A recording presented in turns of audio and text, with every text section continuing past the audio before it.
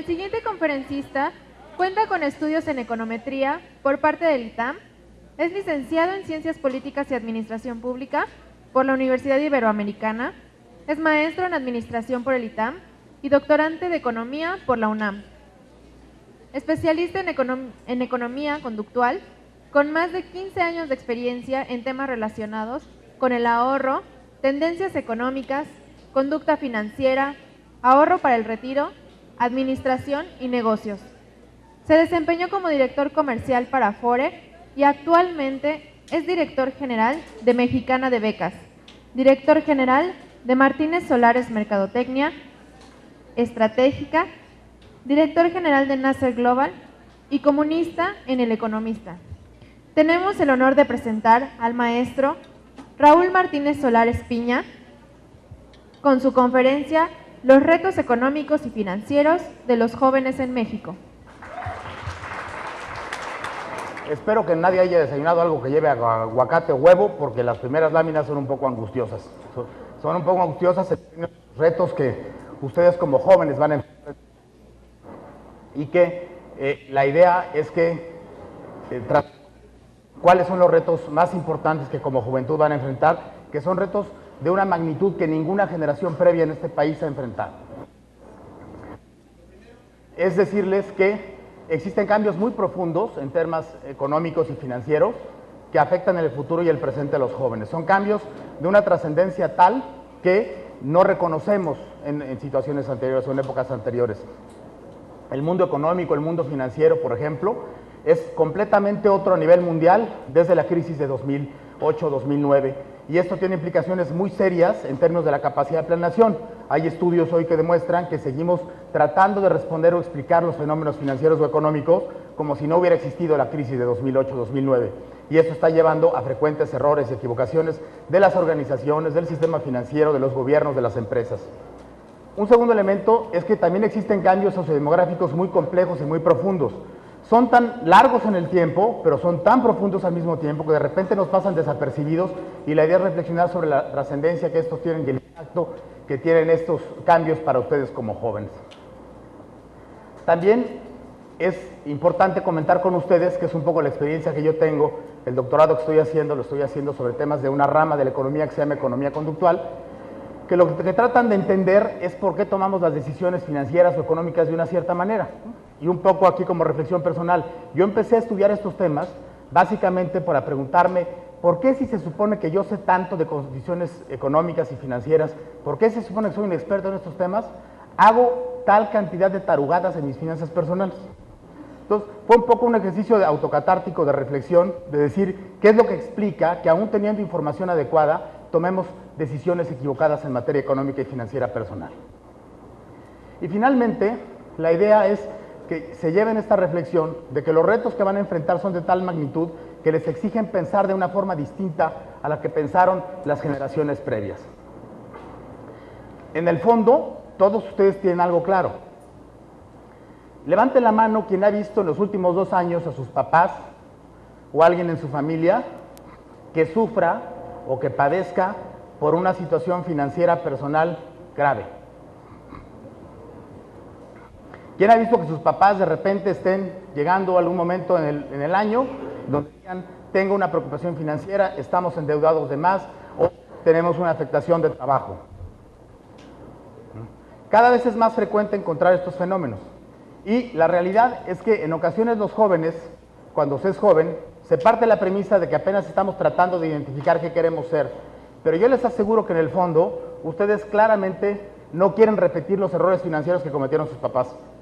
Ustedes quieren tener un horizonte de planeación financiera, un horizonte de capacidad de análisis financiero, que lo lleven a lo personal y también a las organizaciones en que trabajan. Cuando uno entiende estos fenómenos, entiende la relevancia que tiene, tanto en términos personales, pero también en términos organizacionales. Hoy muchísimas empresas no han entendido estas transformaciones y son empresas que están desapareciendo por cambios demográficos, por cambios culturales. Simplemente quiero ponerles un ejemplo de la enorme profundidad que aparentemente es trivial en este tipo de cambios culturales. Hace algunos años era un lugar común hablar de que los hijos cuando estaban hablando, o las hijas cuando estaban hablando con el novio o con la novia por teléfono, podían estar hablando durante 3 horas y el famosísimo cuelga tú, no cuelga tú. Bueno, hoy el 80% de ustedes, por decir una cantidad, no habla por teléfono con sus parejas. Tienen una interminable, prolongadísima y angustiosa conversación por WhatsApp, donde ya el pleito no es por quién cuenta primero, sino porque me mandaste la carita de beso pero sin el corazón.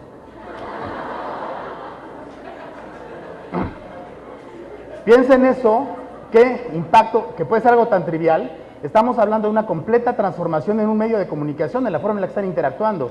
Hoy la redacción puede implicar una confusión que genere que la novia se enoje o que el novio se enoje, pero además tiene un impacto en términos de una industria, la industria telefónica. ¿Cuánto está perdiendo la industria telefónica por el hecho de que los novios y las novias ya no hablen entre sí por vía telefónica? O sea, cambios como este parecen triviales, pero son de amplísima profundidad sobre las implicaciones que tienen a nivel de industria y a nivel personal. Quiero repasar primero algunos cambios sociodemográficos con ustedes. Primero, una advertencia: yo solo creo en las gráficas y solo creo en los números, y una recomendación en términos de experiencia profesional. Yo tengo una máxima en las empresas que he dirigido.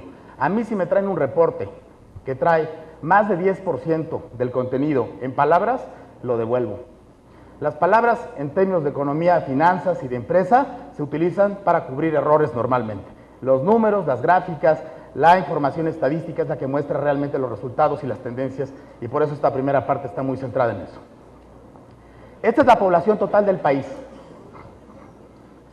La línea, el tramo de la barra en rojo son las mujeres, el tramo de la barra en azul son los hombres. Estadísticamente hay una población prácticamente igual entre hombres y mujeres, pero empieza en 1990 y está la proyección de RENAPO para el año 2050.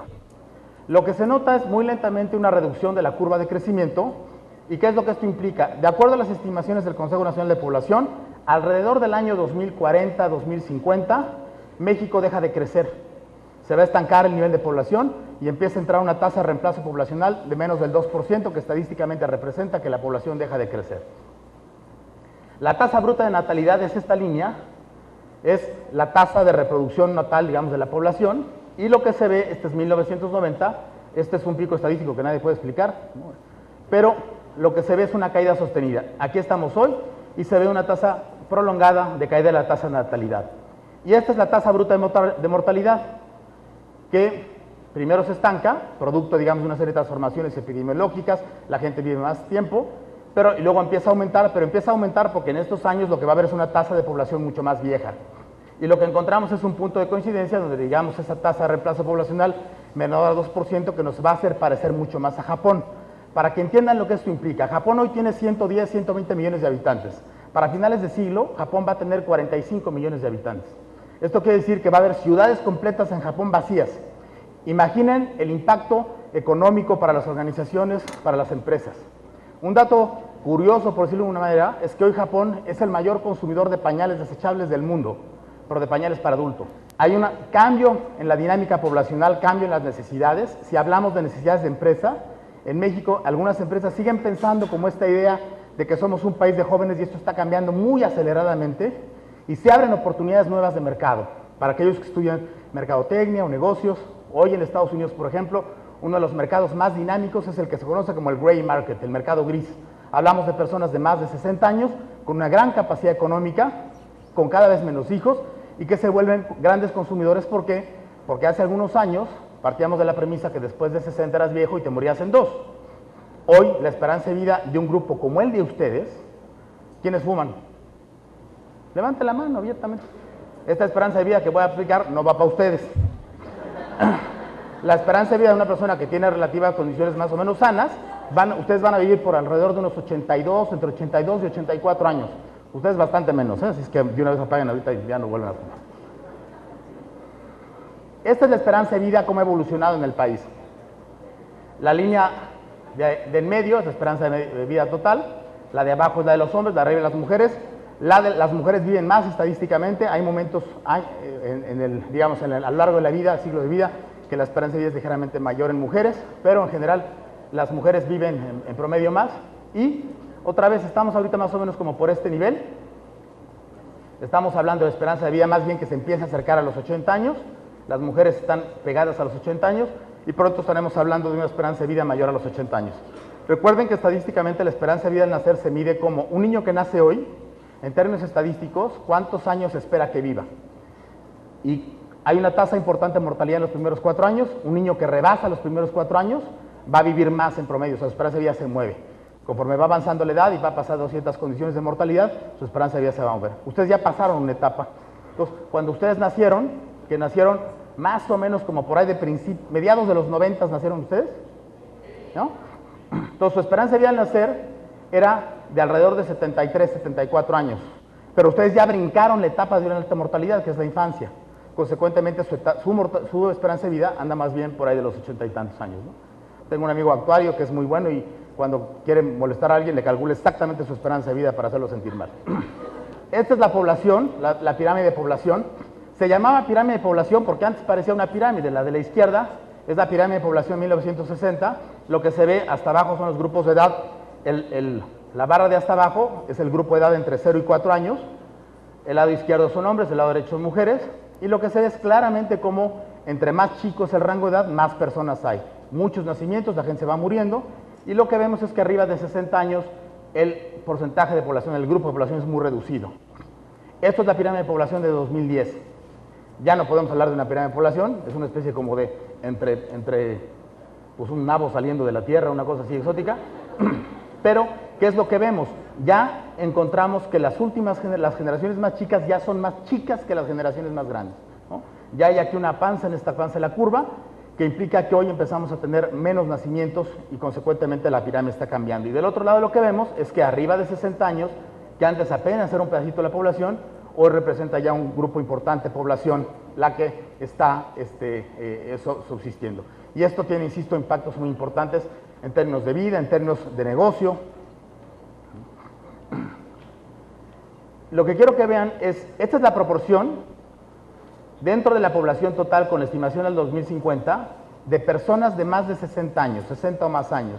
Que quiere decir que en 1990 las personas de más de 60 años eran como alrededor del 6% de la población, ahorita andan más o menos por nivel de 10% de la población y para el 2050 van a representar cerca del 22% de la población. Y esto es la proporción de menores de 18.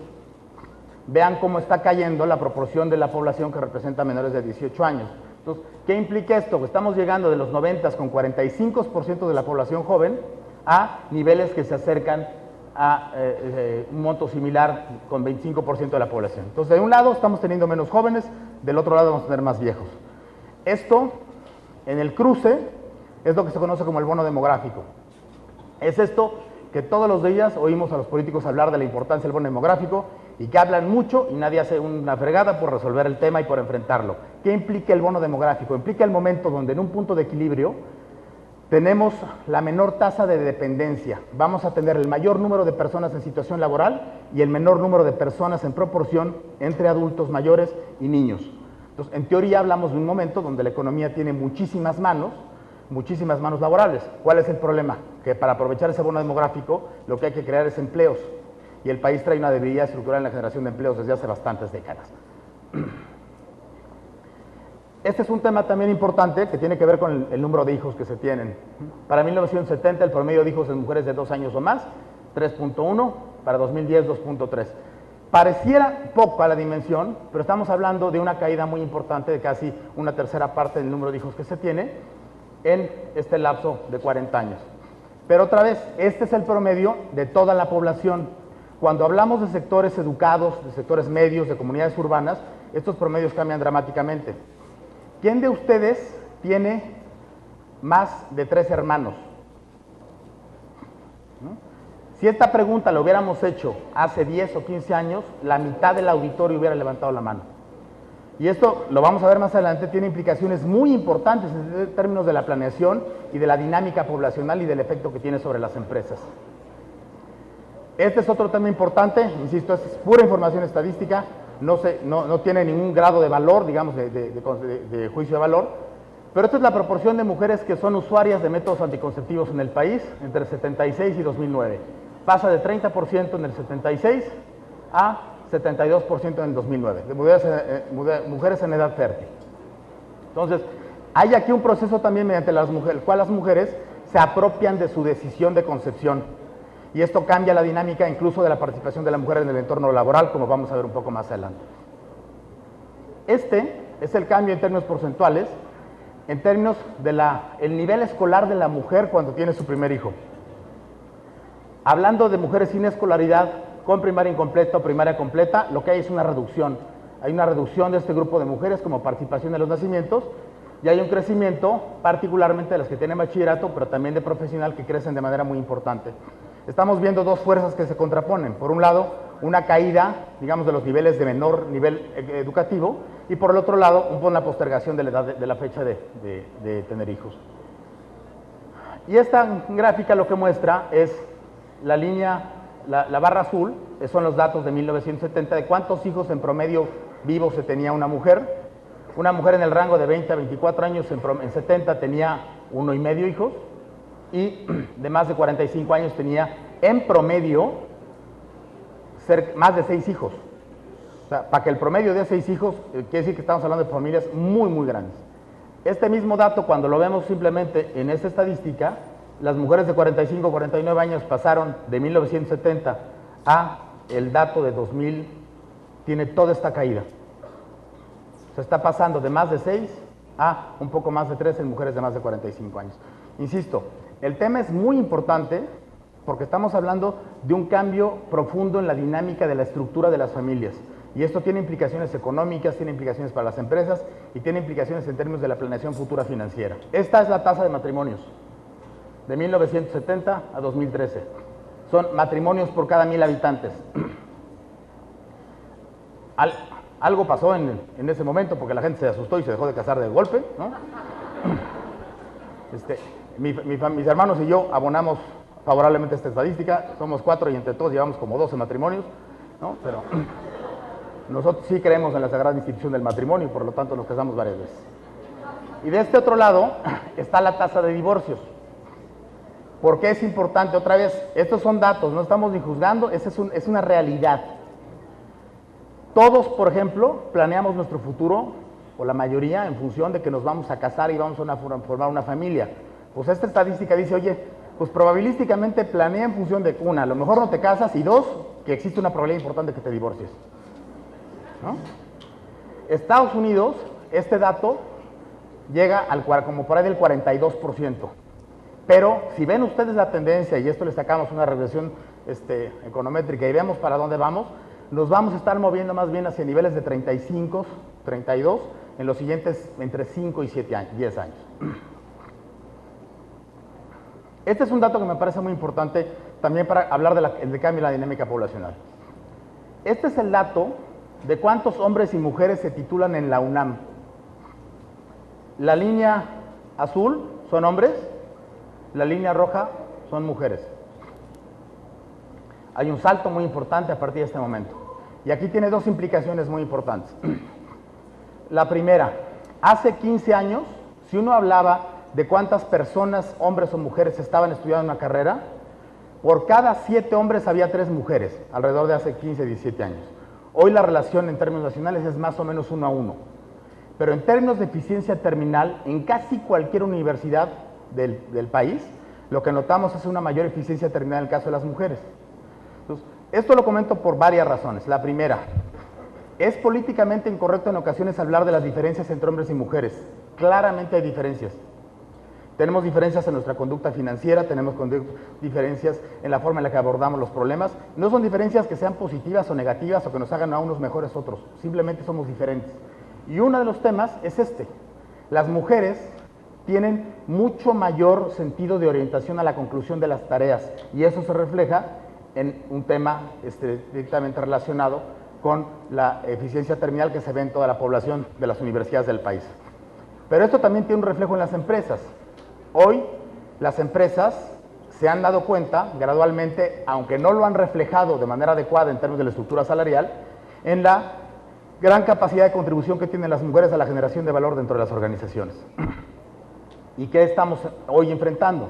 La realidad, ustedes como mujeres, sería un despropósito no decir lo contrario, es que ustedes van a enfrentar un entorno laboral profundamente discriminatorio hacia ustedes, donde existe lo que se llama este techo de cristal, donde nadie dice pero las mujeres ascienden hasta cierto nivel en términos estadísticos.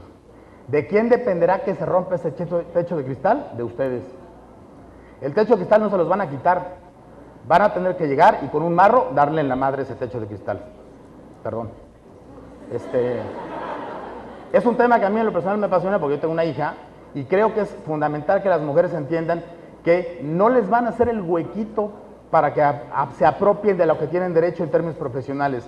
Tienen que luchar dentro de las organizaciones de las empresas y buscar que se rompan estas barreras de discriminación que afectan su nivel de ingreso, que afectan su capacidad de desarrollo profesional y que generan tabús asociados a la maternidad, en fin, a la capacidad de generación de valor. A mí, de hecho, se me acusa de que ejerzo una discriminación inversa en las empresas que dirijo. La proporción, ¿qué será? Como de 85% son de mujeres y la demás de hombres, ¿no? Existe, insisto, una implicación muy importante. ¿Por qué? Porque para las empresas, para los que dirigen empresas, es muy importante entender esta evaluación. Y para los hombres que dirigimos empresas, desde una perspectiva, incluso si la quieren ver muy cínica, nos conviene aprovechar este enorme empuje que traen las mujeres por demostrar que tienen igualdad de capacidad, porque eso produce muchísimo valor en las organizaciones de personas que están compitiendo por empleos y por demostrar que tienen una capacidad de generación de valor. El mundo, obviamente, bajo ciertas premisas de análisis, debe ser para tomar riesgos. Pero, dos recomendaciones en ese sentido. Decidan siempre con base en información, no supongan. No puedo poner aquí la cita completa, es una película, pero la suposición es la madre de todas las, ¿no? Grandes errores de gran magnitud. Estudien siempre y para siempre. Ustedes no se pueden dar el de lujo de dejar de tener conocimiento. Sigan un método siempre para todo. Cuestionen todo lo que les pongan enfrente, pero con información. Particularmente en esta etapa donde todo el día oímos campañas políticas, cuestionen toda la información que tengan enfrente. Pero cuestionenla con información. Esta es frase mía: opinión sin información es ocurrencia. Las opiniones invariablemente deben respaldarlas con información y con datos duros y entonces tienen un contenido real. Discriminen la información y contrástenla. No se crean todo lo que dice Facebook, por favor. O sea, hoy lees una cantidad, yo soy el odio de mis sobrinos porque publican, cada vez que postean alguna tarugada de que descubrieron que si te subes al coche y cuando hace calor te da cáncer. Y dijo el Instituto Johns Hopkins, ¿no? Ni siquiera escriben bien el nombre de la institución. Yo les pongo la liga y les digo, esto es lo que realmente publicó la institución y no es cierto. Entonces me odian mis sobrinos, todos me quieren dar de baja de Facebook. Y sobre todo, una recomendación que me hace mucho sentido con el expositor anterior. Ustedes tienen ante todo una única y fundamental obligación, y es, sean felices. Si no son felices, la vida no tiene ningún sentido. Si no buscan ser ustedes felices, la vida no tiene ninguna relevancia en absoluto. Si son felices, podrán crear organizaciones que sean plenas, familias que sean plenas, y podrán tener un desarrollo pleno y que les auguro un gran éxito en el futuro. Muchas gracias.